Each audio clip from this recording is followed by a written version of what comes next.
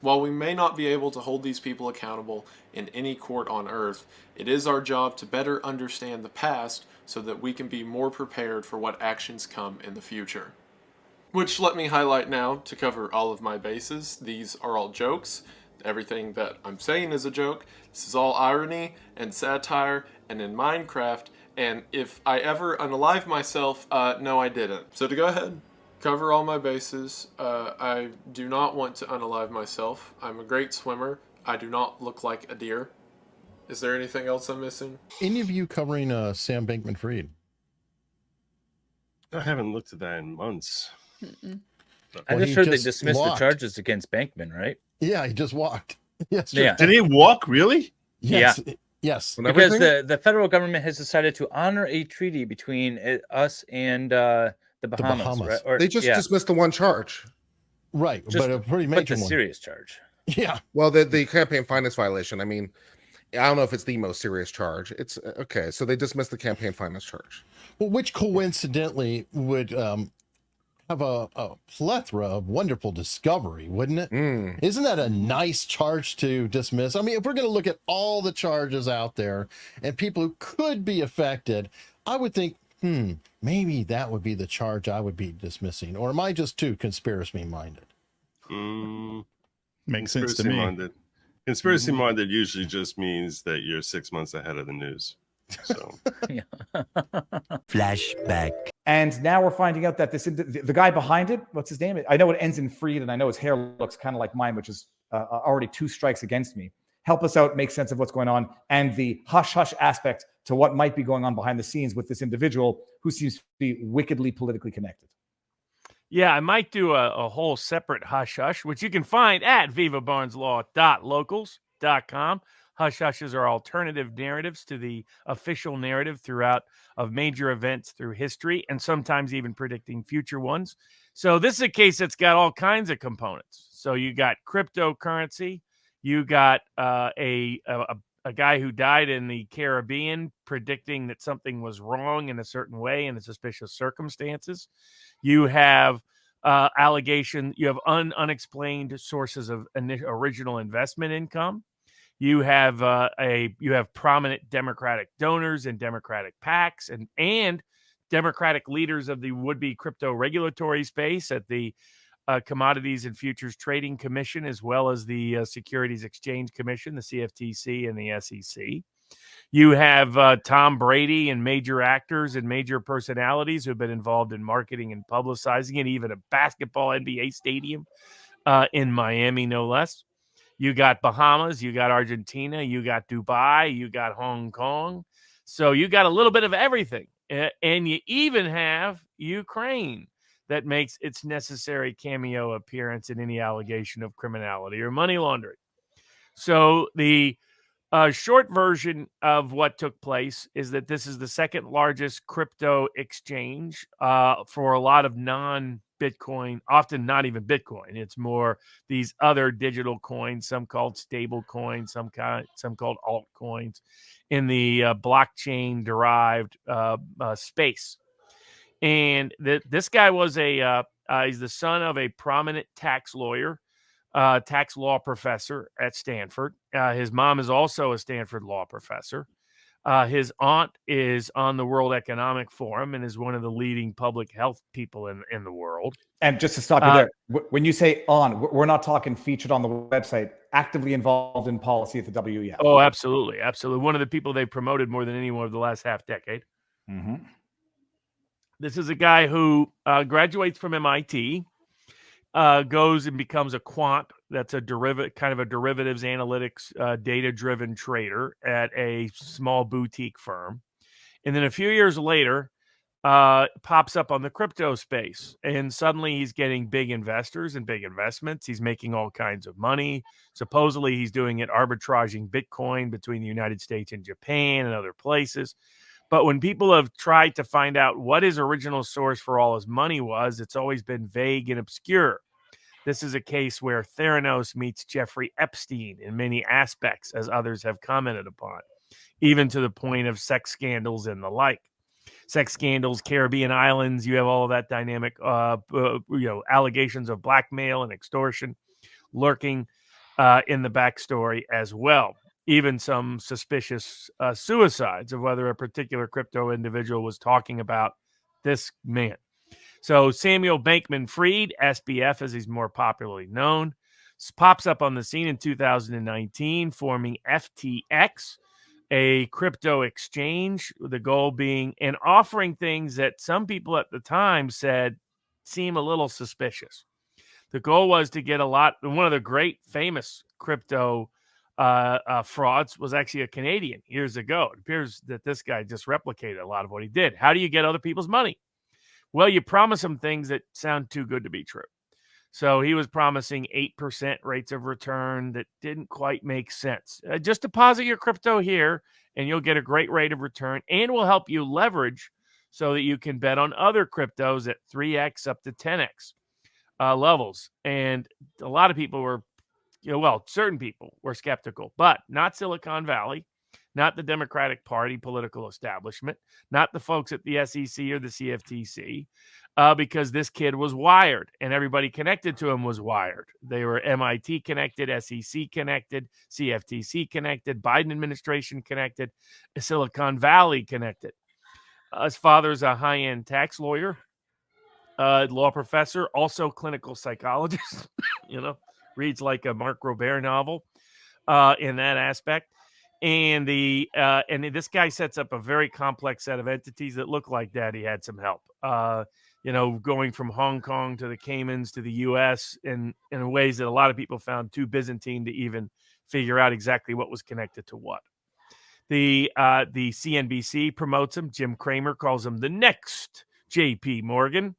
We're going to get into that, and when we get into Kevin O'Leary as to the people promoting them and whether or not they took cuts for promoting them. We know that Kevin O'Leary was a paid ambassador, a paid sponsor, and an investor. Sorry, I just wanted to pause that, and we'll get back to that in a bit. And within the Bitcoin, or I should say crypto space, though all crypto sort of originally sort of triggered by Bitcoin, it's expanded into all these other altcoins and stable coins and so forth, and other methods and means of using blockchain, with a lot of controversy about how much of this is legit versus how much of it is a scam. The way SBF himself described his business practice led a couple of podcasters about a year ago to laugh and say, "You're describing a Ponzi scheme." Because he's like, "Oh, what you do is you create a box, and this box you say is going to change the world. It's a world-changing box. And you get a bunch of people to believe it's going to be a world-changing box. And the number one reason why they invest is they just think it will keep going up and up and up and up. Even if it's in fact not a world-changing box, it's just a box." And that he is in the process of facilitating, enabling that to occur. And he's like, "Who are you to say the box doesn't have value? If people say it has value, doesn't that give it value?" That was his response and reaction to people. What's in the box? What's in the fucking box? So there was actually a YouTuber who 6 months ago said, "This looks like a Ponzi scheme, what this guy's describing." But nobody in the media covered it. Once again, like Theranos, like Madoff, both deep ties to the Democratic Party. They instead, all it was praise. He was described as a leader of effective altruism. He was going to spend all this money because he's particularly pandemic focused, interestingly enough. He and so much so that the CFTC took photos with him. The SEC commissioners were promoting him. And in fact, what this reflects a deeper split in the Bitcoin space. You have on the one hand the decentralized, open source Bitcoin originalist. These are people who believe in Bitcoin because it's decentralized, because it's open source, so that there's more transparency to contest the corrupting influence of centralized bank currencies. On the other hand, you have people who are trying to emulate the centralized bank currencies, creating and they loosely call the decentralized DeFi. The centralized folks who they want regulation to wipe out their decentralized competitors. And this guy was the lead on more regulation. That's why it's deeply ironic that his fraud is now going to be used as an excuse to do what he wanted to have happen, which was regulate his competitors. But he starts pouring in massive amounts of money to the Democratic Party, second only to George Soros in the history of individual contributions to a political party in the modern era. You're talking about tens and tens and tens of millions of dollars. And that's just what can be directly tied to him. Politico had a whole piece on him a couple of months ago about how massively influential he was. He only made donations to a few small Republicans, names like Mitt Romney, names like Ben Sass, that might lead you to question, exactly who those people are. But that's where he was going. So 40 million plus at least to the Democratic Party. But because he was funneling money in so many other places, it's anticipated. Like, for example, his mom runs an organization that's one of the biggest Democratic get out the vote organizations. The anomalies we saw in this past election, he was one of the key funders of. But then it gets even more extraordinary. Actually, before you get there, key funders of a get out to vote, does that count as a campaign contribution, or is that's just philanthropic, not a donation? That's where all his philanthropy was going. Mm-hmm. It was there or towards pandemic work, lockdown stuff, things of that nature. The next great pandemic had to really worry about that. So but it gets even worse in terms of money issues, because money went to U.S. government has been giving billions and billions and billions to Ukraine. Well, it turns out, as Jim Hoft has detailed and others have detailed, get the Gateway Pundit and other places, some of this money was actually being recycled. So it went to Ukraine, then Ukraine put money into FTX, and then FTX turned around and gave money to Democrats. In other words, it appears the Biden administration was illegally funding the Democratic get out the vote operation and Democratic campaigns disguised as Ukrainian war support and Ukrainian financial aid is the rest. So that's all the different places this can go.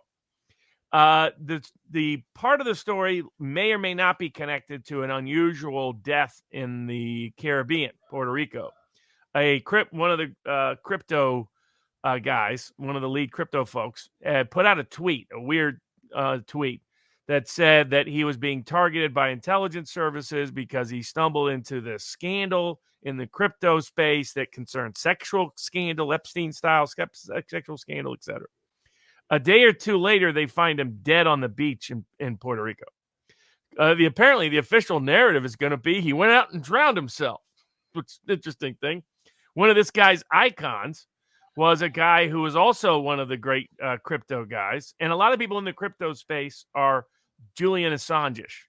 They're people who are against the system, who think centralized banks and corrupting institutions of government rely upon centralized banks and manipulation of currencies to control populations.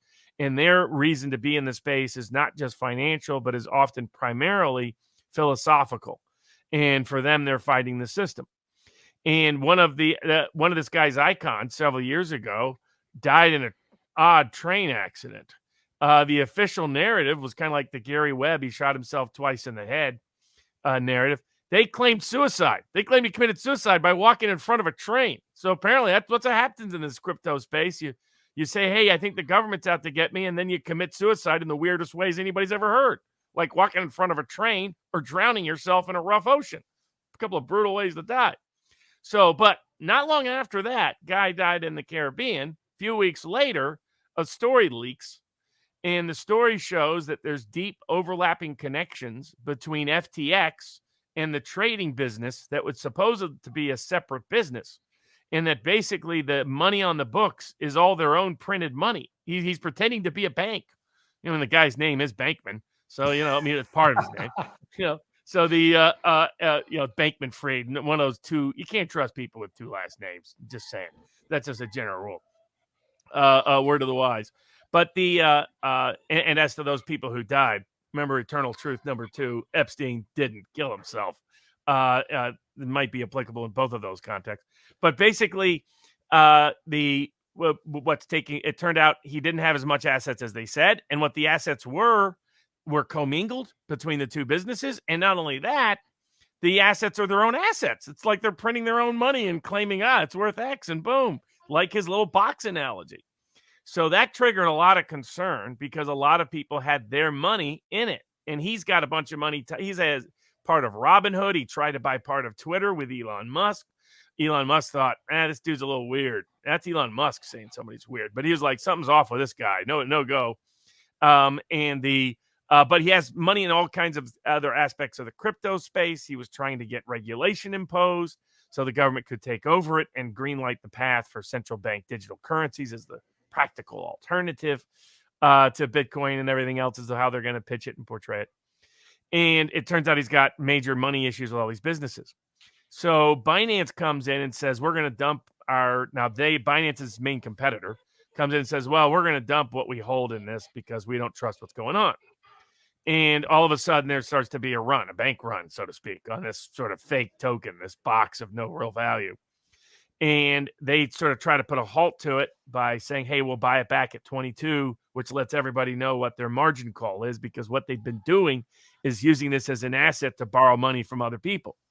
The worst part that came out a day or two later was that he had been borrowing customer deposits to put into his risky trades in the other business. So as all of this unfolds, he initially comes out and says, no problem, we'll get it fixed, just a liquidity issue. Turns out, of course, not a liquidity issue. Turns out it's an asset bankruptcy issue. A day after he said, no worries, no problems, he files for bankruptcy for all the entities. Not only that, another story comes out about how weird the whole getup is. Basically, he and all the executives are living together in a house where they're all sleeping with each other, and other kind of weird behavior appears to be going on. Allegations of blackmail, allegations of extortion, allegations of death threats, all kinds of weird stuff that sounds just like what this guy warned about a month ago that died under weird circumstances in the Caribbean. That was also in the crypto space. So then all of a sudden, all the panic hits, and they put a freeze on everything. Everybody's worried about what this all means. And at that time, they say, don't worry, it's bankruptcy, everything's going to be frozen. All of a sudden, money starts disappearing from FTX accounts. In fact, it looks like over $1 billion. They come out and they say they've been hacked. They somehow magically were hacked at the same time SBF stepped down. So the concern is that SBF is grabbing all the money, or somebody connected to him is, and he's running off.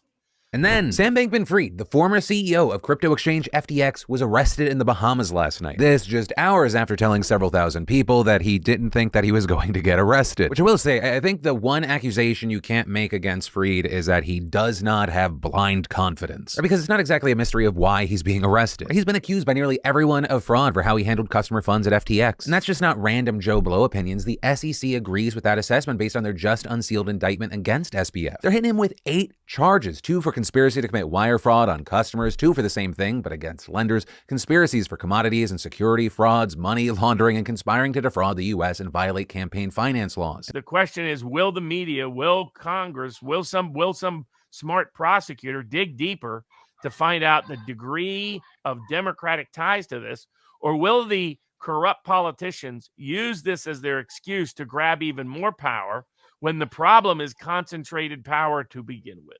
I just heard they dismissed the charges against Bankman, right? Yeah, he just walked.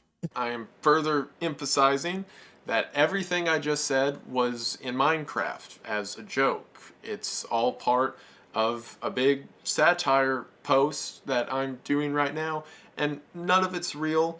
None of this at all is real. It's all just me trying to be funny on my comedy YouTube channel. And boy, I sure do love jokes, and I thought it was pretty funny. And I hope that you thought it was funny too, and thank you for watching.